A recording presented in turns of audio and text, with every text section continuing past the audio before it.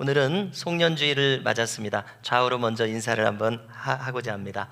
자, 우리에게 격려가 필요한데요, 좌우로 인사하실 때 이렇게 인사하겠습니다. 수고하셨습니다. 수고하셨습니다. 한 번 더요. 고생하셨습니다. 네, 그렇습니다. 그리고 이제 나 자신도 격려가 필요합니다. 자, 요즘 하는 식으로 한번 해보겠습니다. 이렇게 격려하겠습니다. 토닥토닥, 토닥토닥, 수고 많았어. 자기에게 얘기하는 겁니다. 그렇습니다. 네, 오늘은 우리가 송년주일을 맞았습니다. 벌써 2021년이 이렇게 지나가고 있습니다. 인간은 하나님 지으신 대로 이 시간 속에서 살아가고 있습니다. 이 흐름 속에서 지금은 한 해를 일단락 짓는 시간을 우리가 보내고 있는 것입니다. 참으로 오묘하신 하나님의 계획과 섭리 속에서 이 한 해를 마감합니다. 그리고 또 새 해를 시작합니다. 시간의 창조자인 하나님께서는 우리가 이렇게 1년 단위로 맺고 끊으면서 살아가도록 하셨습니다. 그래서 이 자체가 인간에게 축복입니다. 왜냐하면 우리가 이 시간을 일단락 짓지 않고 계속해서 지낸다고 한번 생각해 보십시오. 아마 정말 수명이 다해서 죽는 게 아니라 지루해서 죽을 것입니다. 어떻게 생각하십니까? 자, 한 해를 마감하고 결산하는 시간입니다. 아쉬운 시간들을 뒤로 해야 되고, 성공했고 성취한 것들도 뒤로 보내야 됩니다. 빌립보서 3장 12절에서 14절을 제가 찾아봤는데요, 화면에 읽어드리겠습니다. 내가 이미 얻었다 함도 아니요 온전히 이루었다 함도 아니라 오직 내가 그리스도 예수께 잡힌 바 된 그것을 잡으려고 쫓아가노라. 형제들아, 나는 아직 내가 잡은 줄로 여기지 아니하고 오직 한 일, 즉 뒤에 있는 것은 잊어버리고 앞에 있는 것을 잡으려고 표대를 향하여 그리스도 예수 안에서 하나님이 위에서 부르신 부름의 상을 위하여 쫓아가노라. 아멘. 사도 바울의 말입니다. 이처럼 그는 뒤로 지나간 것은 잊어버리고자 했습니다. 성공한 것도 실패한 것도 망각하고자 했습니다. 그는 진정 미래지향적인 인물인 것을 알게 됩니다. 그는 앞에 놓여져 있는 것을 바라보며 살았습니다. 더 구체적으로는 그는 표대를 향해서 나아가는 인생이었습니다. 그 표대는 뭡니까? 목적지입니다. 더 구체적으로는 기록한 것처럼 하나님께서 위해서 자기를 위해서 부르신 상을 받으려고 그 목적지를 향해서, 표대를 향해서 나아가는 모습이 바울의 모습입니다. 여러분, 어디 바울뿐입니까? 바울과 똑같은 마음과 방향으로 살아가도록 부르심을 받은 우리들도 마찬가지입니다. 참된 신자의 삶은 어떤 삶입니까? 천국을 지향하는 삶입니다. 오해하지 마십시오. 항상 이 천국은 이 땅에서 우리의 삶과 밀접하게 연결되어 있습니다. 이 땅을 무시하는 천국을 거론하는 것이 아닙니다. 천국을 지향합니다. 저 영원 세상을 지향하지 않고서는 신자의 삶은 설명이 안 됩니다. 고린도후서 10장을 보시면은요, 바울은 자기가 14년 전에 삼층천에 다녀왔다고 이야기합니다. 학자들이 연구한 것을 보니까 고린도후서는 바울이 약 50세쯤 적은 것이고 14년 전은 한 35살쯤입니다. 상당히 젊은 나이에 놀라운 것을 체험했습니다. 사도 요한은 100세가 다 돼야 요한계시록을 체험하는데, 사도 바울은 하나님께서 속성 과정으로 훈련을 시키셨는가 봐요. 35살에 그런 놀라운 것을 봤습니다. 기록으로 남기진 않았지만 서신서에 그것이 다 녹아져 있습니다. 여기 방금 어느 서신입니까? 빌립보서 이 3장 말씀에도 이게 녹아져 있는 건 아닙니까? 여러분, 바울은 그래서 고린도전서 15장 19절이 부활장인데요, 그는 항상 이렇게 이야기합니다. 또 보여주십시오. 만일 그리스도 안에서 우리가 바라는 것이 다만 이 세상의 삶뿐이면 모든 사람 가운데서 우리가 더욱 불쌍한 자일이라, 이렇게 이야기합니다. 왜 그렇습니까?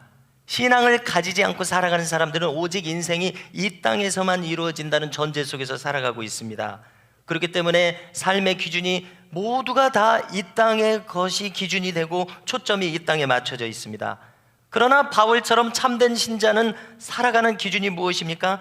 저 하나님 나라 영원 세상에 있기 때문에 이 땅의 삶마저도 저 영원 세상의 기준과 초점에 맞춰서 살아가는 것이 참 신자의 모습입니다.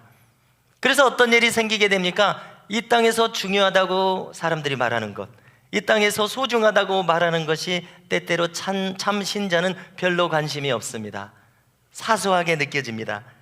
그래서 세상 사람들이 볼 때는 이렇게 좋은 것을 저 사람들이 소홀하게 생각한다고, 사소하게 생각한다고, 또 희생한다고, 누리지 못한다고 이렇게 오해를 하고 있습니다. 여러분, 이것이 진실입니다. 그런데 만일 저 영원한 하나님 나라가 없으면은 이 세상에서 우리가 추구하지 않고 희생하고 누리지 못했던 이 모든 것이, 사도 바울 지금 뭐라고 얘기합니까? 억울하지 않겠느냐, 이런 얘기입니다. 가장 우리가 불쌍한 자가 될 것이다, 이런 이야기입니다. 그러나 사도 바울은 그가 직접 보고 온 것을 증거함으로 불쌍한 자가 아닌 것이죠.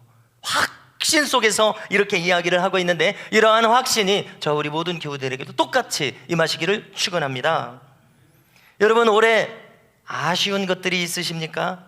혹 신앙인으로서 회개할 것이 떠오르십니까? 내가 잘못 판단한 것이 드러난 것을 뒤늦게 깨달으십니까?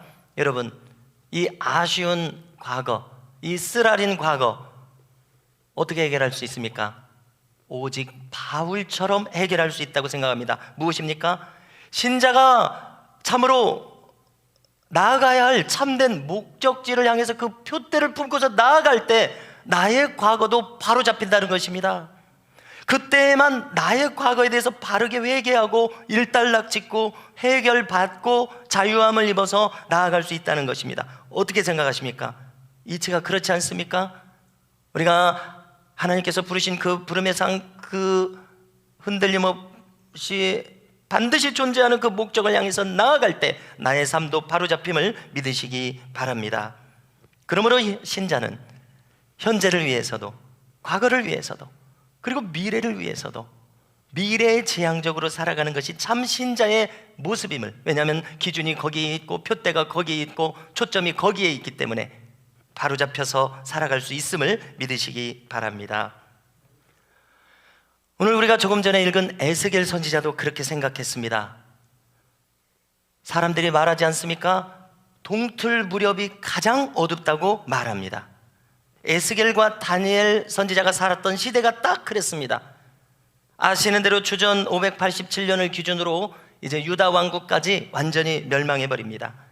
젊은 제사장이었던 이 에스겔, 젊은 귀족 소년이었던 다니엘, 그들은 나라의 멸망과 함께 저 바벨론으로 끌려갈 수밖에 없었습니다. 어떻습니까? 그들의 미래를 지금 송두리째 빼앗겨 버렸습니다. 그렇지만 오늘 말씀을 통해서 우리는 어떤 결론을 얻게 됩니까?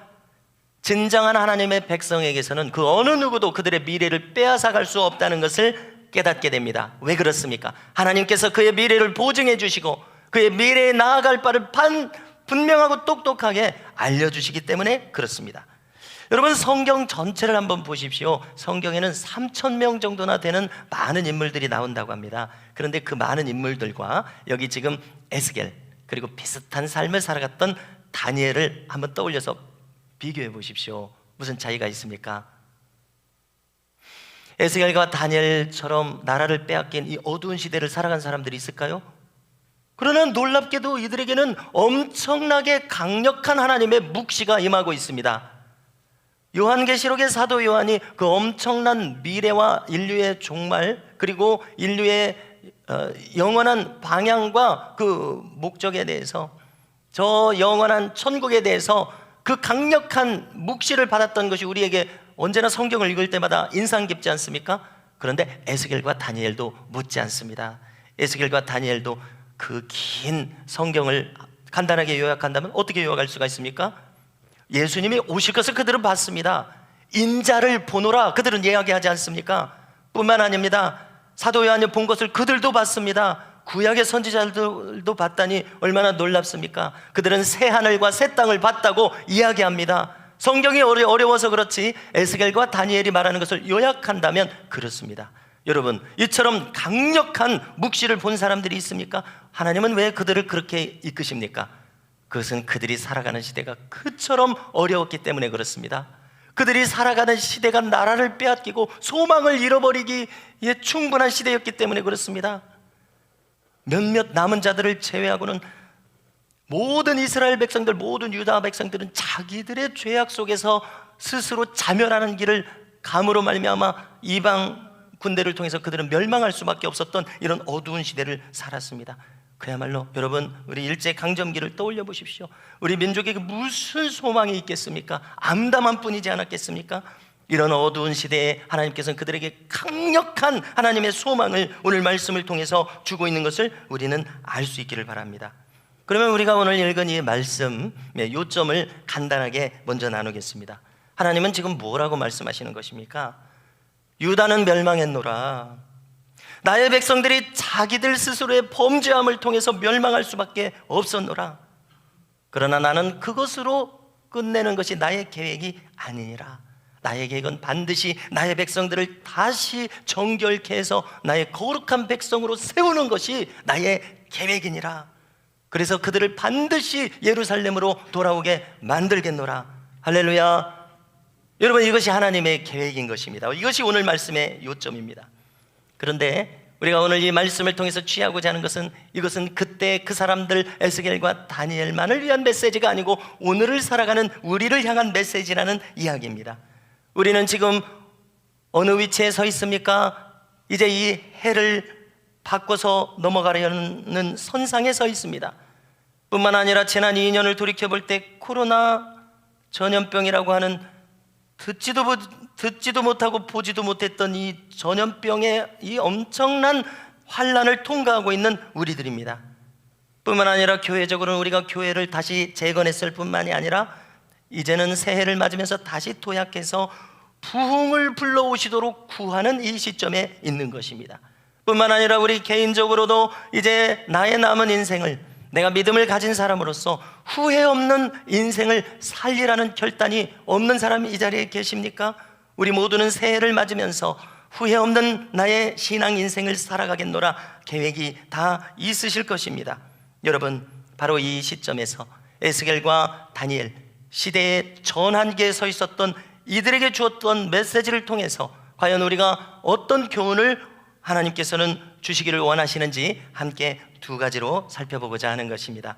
자, 첫 번째로 한번 따라서 해주십시오. 묵은 때를 벗겨내자. 여러분, 우리가 장기간 씻지 않으면 묵은 때가 쌓일 수밖에 없습니다. 그러면은 아무리 그 누구라고 해도 악취가 날 수밖에 없습니다. 그러면 사람들이 슬슬 피합니다. 해결책은 무엇입니까? 오직 물로 깨끗하게 씻는 수밖에 없습니다. 깨끗한 물로 씻어내야 내가 정결해집니다. 향기로운 비누향이 나를 상쾌하게 만듭니다. 오늘 말씀이 이것을 우리에게 알려주는데요, 25절을 다시 한번 함께 읽고자 합니다. 보여주십시오. 함께 읽습니다. 맑은 물을 너희에게 뿌려서 너희로 정결하게 하되 곧 너희 모든 더러운 것에서와 모든 우상 숭배에서 너희를 정결하게 할 것이며. 아멘. 아시는 대로 이 이스라엘과 유다는 우상 숭배자로 찌든 백성들이었습니다. 그것 때문에 그들이 멸망했습니다. 우상이라고 하는 것이 무엇입니까? 하나님을 밀어내고 그 자리에 차지한 모든 것이 본질적으로 우상입니다. 자, 어떤 신자는 표관하게 우상도 섬기고 하나님도 섬기는 사람들이 있습니다. 흔히 죽으려면 뭔 짓을 못해 이렇게 얘기하는데요, 만약에 그렇다면 신앙인으로서는 최악의 선택을 하고 있습니다. 하나님의 말씀을 무지하기 때문에 그런 선택을 한다고 생각하는데요, 오늘 말씀 우리에게 참으로 심각한 것을 교훈하고 있습니다. 자, 흔히들 이야기합니다. 연을 이제 해를 바뀌면서 사주나 궁합이나 이 점을 치러 다니는 신앙인이 있습니다. 그렇지 않습니까? 모르니까 그렇게 하겠죠. 근데 심지어 직분자들 중에서도 그런 분들이 있다고 합니다. 여러분, 이것은 무엇입니까? 내가 오늘 아침에는 나의 남편 품에 안겨 있다가 오후에는 옆집 아저씨 품에 안겨 있는 거하고 똑같다고 성경은 이야기하고 있습니다. 어째 하나님께서 격렬한 분노가 격발되지 않으시겠습니까? 왜 그렇습니까? 나의 아내가, 나의 백성이 나에게 그의 사랑을 줘야 하는데 다른 우상에게 그 마음을 줘버린다고 생각할 때, 여러분, 성경은 하나님이 인격이시라고 말씀합니다. 인간이 하나님의 형상을 닮았다고 했을 때 인간은 인격을 갖고 있습니다. 하나님도 마찬가지입니다. 나의 사랑하는 백성들이 나를 배반했을 때 나는 질투하는 하나님이라. 그 하나님의 마음이 얼마나 괴롭고 슬프시겠습니까? 바로 그것입니다. 우상숭배는 바로 하나님의 마음을 그렇게 아프게 하는 것입니다. 어찌 노가 격발되지 않겠습니까? 이들은 내 자식이 아니구나. 어찌 하나님께서 이 마음을 가지시지 아니하시겠습니까? 여러분, 그런데 더 무서운 것은 표나지 않는 우상숭배입니다. 많은 사람들이 자기 생각에 의해서만 살아가고 있습니다. 결론적으로 자기 마음대로 살아가고 있습니다. 여러분, 성경은 우리들에게 거울로 주어졌는데요, 오늘 말씀을 통해서 우리를 비춰볼 수 있기를 바랍니다. 여기 어떤 신자가 있습니다. 그러나 그가 이름만 신자입니다. 그는 하나님의 말씀이 항상 살아가면서 떠오르지 않습니다. 기도는 영의 호흡이라고 했는데 육신의 호흡은 하면서도 영의 호흡, 이 기도 생활이 만약 이루어지지 않고 있다면, 이 기도 생활이 막혀 있다면 그의 영의 숨통은 지금 조여져 있고 막혀져 있다는 사실입니다. 여러분, 이렇게 믿으십니까? 그냥 자기 육신의 호흡만으로 살아가는 사람과 영의 호흡으로 하나님과 연합해서 교제하는 사람과는 하늘과 땅 차이가 아니겠습니까? 그러므로 우리는 믿음으로 살아가고자 할지인데 우리의 기도줄이 뚫려져 있으시기를 주님의 이름으로 축복합니다. 반드시 깨달으시고 그와 같은 기도줄이 뚫린 삶을 추구하시기를 주님의 이름으로 축복합니다. 반드시 그렇게 살아야 합니다. 자기의 육신만 숨을 쉬어서는 안 되고 나의 영혼이 숨을 쉬어야 한다는 이 근본적인 사실을 놓쳐서는 안 됩니다. 내 영혼이 질식 상태에 있다면 여러분, 어찌 바르게 살아갈 수가 있겠습니까? 그러므로 우리는 말씀의 사람이 되어서, 기도의 사람이 되어서 살아가야 합니다. 그렇지 않으면 자기 생각으로만 살아가는 사람이 될 큰 위험성이 있음을 깨달으십시오. 그 결과는 어떻게 되겠습니까? 자기 생각의 열매밖에 맺을 수 없습니다. 인간 안에서 무슨 선한 것이 나오겠습니까? 하나님과 연합된 자에게라서야 영원한 가치가 있는 영원한 생명으로부터 나온 하나님 나라의 것들이 나올 수밖에 없다는 사실을 기억하십시오. 사도 바울은 항상 심판대를 떠올리게 합니다. 여러분, 우리의 모든 언행심사는 하나님의 심판대에서 저울에 달아집니다. 사도 바울은 그것을 불로 비유했습니다. 언행심사는 무엇입니까? 말하고 행동하고 마음속에 생각하는 모든 것들, 인간이 눈을 뜨면 해나가는 그 모든 것들입니다. 그 모든 것들을 하나님께서는 불로 태워서 달아보시겠다고 이야기하십니다. 그래서 사도 바울은 설명합니다. 어떤 사람들은 자기가 행한 모든 언행심사를 하나님이 불태워 보셨더니 그 결과물이 금과 은과 보석으로 남더라는 것입니다. 그런데 어떤 사람들은 그 인생 70, 80 살은 모든 언행심사를 불로 재련해 봤더니 그가 가지고 있던 내용들이 풀이나 나무나 집과 같은 것이어서 전부 다 불태워져 버렸다는 것입니다. 성도 여러분, 만약에 우리가 이것을 지금 깨닫지 못하고 그때 가서 깨닫는다면 너무나 늦게 깨달은 것 아닙니까? 그래서 내가 이 한평생 수많은 공력을 들이고 노력을 기울였던 것들이 나무나 풀이나 짚으로 드러나서 다 불태워져서 아무런 가치가 없는 것으로 드러난다면 얼마나 안타까운 인생을 살은 것입니까? 얼마나 어리석은 인생, 후회스러운 인생을 살은 것입니까? 성도 여러분, 그러므로 깨달으시기 바랍니다. 나의 모든 언행심사가 하나님께서 승인하실 수 있는 것이 될 수 있기를 주님의 이름으로 축복합니다. 하나님께서 인정하시는 것, 하나님과 연합하여 교제함으로, 기도함으로, 말씀 안에 머물러 있음으로써 나의 언행심사가 이루어지는 것이 이처럼 중요하다는 것입니다. 영계가 열린 어떤 사람이 이렇게 이야기를 했습니다. 자기가 천국문 앞에 서 있는데 엄청나게 가분수인 사람이 천국문까지 왔습니다. 자기 마음에 깨달아지는 것은 이것은 순전히 자기 생각으로 살았던 사람입니다. 자기 자신이 우상이었던 사람, 자기 자신을 우상으로 섬겼던 사람, 내 주먹을 믿으라 라고 하면서 살았던 사람임이 깨달아졌습니다. 그가 천국문 앞에 왔는데 같은 자력이 아니기 때문에 튕겨져 나가서 그대로 지옥문으로 빨려 들어가더라는 것을 이야기합니다. 성도 여러분, 우리는 오늘날 이 시대를 살아가면서 이제 새로운 국가의 지도자를 뽑는 시기를 살아가고 있습니다. 정권 교체라는 말을 시사에서 많이 듣고 있습니다.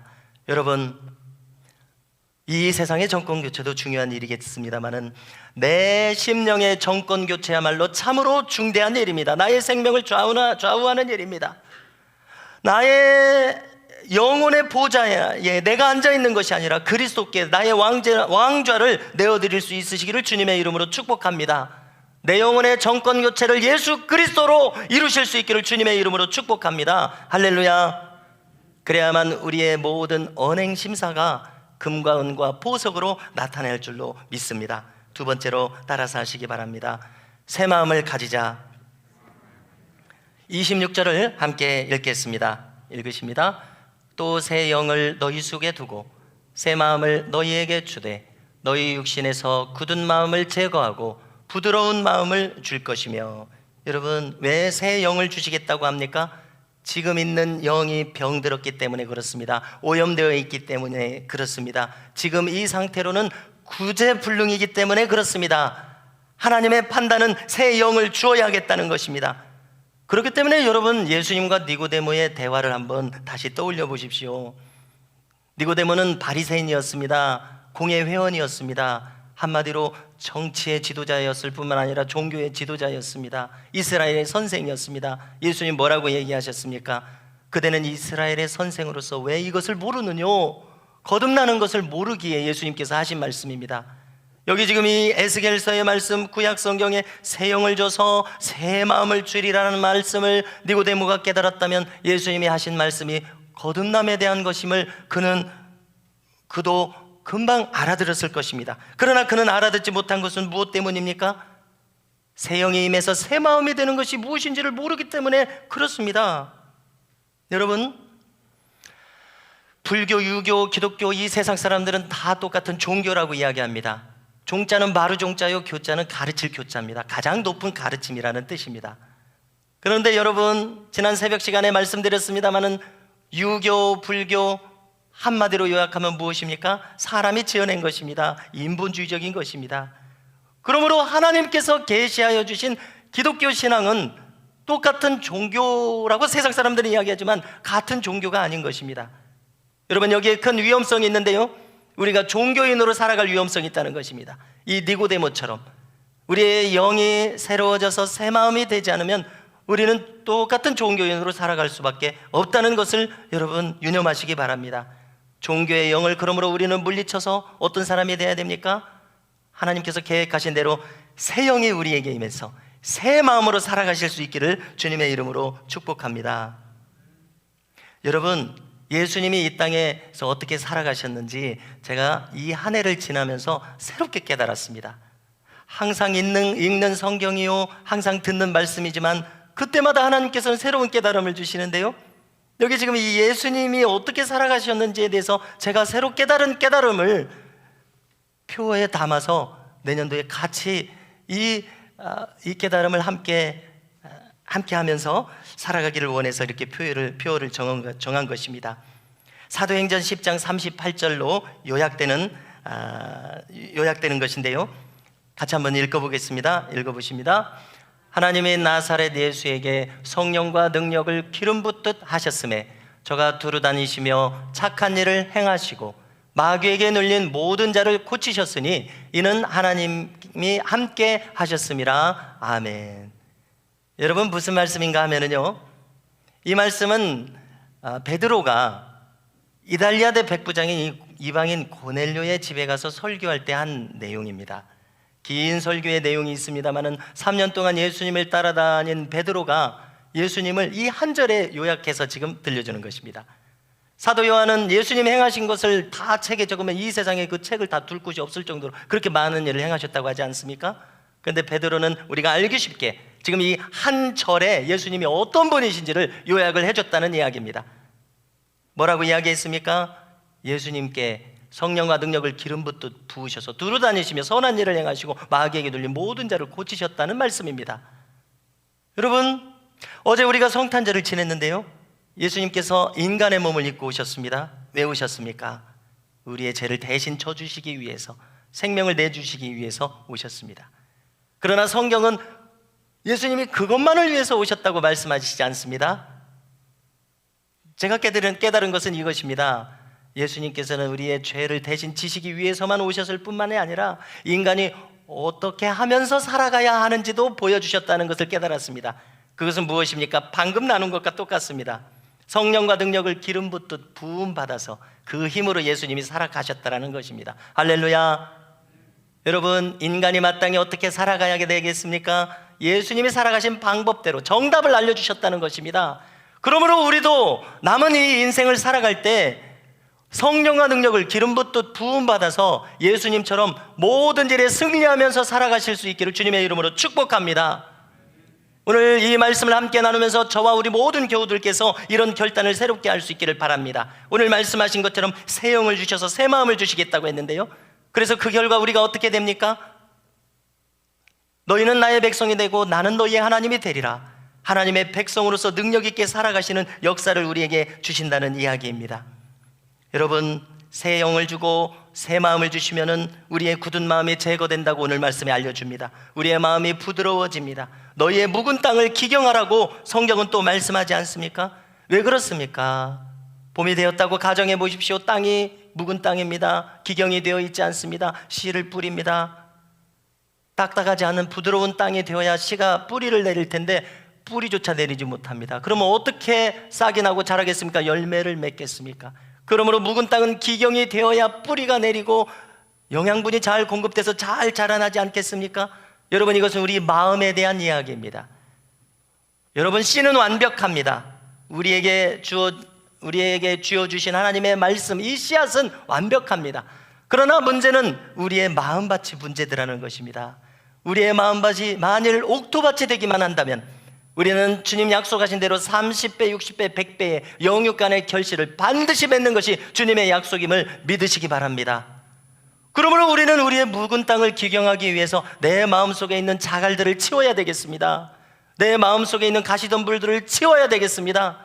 그래야 예수님처럼 성령과 능력을 기름 붓듯 부음받아서 어떠한 시험도 물리치고 어떠한 환난과 풍파에 대해서도 담대하게 승리할 수 있는 믿음 있는 자로 살아갈 수 있는 그런 은혜를 우리에게 주실 줄로 믿습니다. 그러므로 성도 여러분, 우리 모두가 하나님께서 복 주실 수 있는 복 받을 만한 그릇이 될 수 있기를 간절히 소망합니다. 우리의 그릇이 깨끗하게 치워 있어야, 우리의 마음밭이 옥토밭이 되어야 하나님께서 씨를 주시고 복을 내려주실 때 그 복이 되도록 작용하지 않겠습니까? 그 씨앗이 풍성하게 자라나지 않겠습니까? 준비되지 않은 마음에 복을 주신들 어찌 그 마음밭에서 열매를 맺을 수가 있겠습니까? 오늘 말씀 27절을 읽어드리겠습니다. 함께 읽겠습니다. 또 내 영을 너희 속에 두어 너희로 내 율례를 행하게 하리니 너희가 내 규례를 지켜 행할지라. 아멘. 소돔과 고모라의 경고가 임합니다. 창세기 19장 14절을 보니까 아브람을 방문했던 천사들이 롯도 방문합니다. 그리고 결과를 알려줍니다. 하나님은 이 소돔성을 결국 멸망시키시기로 결정했다고 알려줍니다. 얼마나 큰일 났습니까? 그러니까 롯이 사위들에게 이야기합니다. 하나님이 멸망시키시겠다고 한다. 어서 이 짐을 싸서 이 성을 떠나야 된다. 함께 떠나자 이야기합니다. 그러니까 사위들이 뭐라고 그럽니까? 농담으로 여겼더라. 여러분, 어떻게 되었습니까? 유황불로 소돔성이 멸망했습니다. 하나님의 말씀은 농담이 아닙니다. 심각합니다. 사실입니다. 진실입니다. 그러므로 성도 여러분, 오늘 에스겔과 다니엘이 새 영을 받아서 새 마음이 되기를 갈망하고 원하고 아멘으로 나아갔던 것처럼 이 자리에 있는 저와 우리 모든 교우들께서도 새 영을 받아서 새 마음을 받아서 성령의 능력으로 살아가시며 승리하시는 놀라운 은총이 우리 모두에게 임하시기를 주님의 이름으로 축복합니다.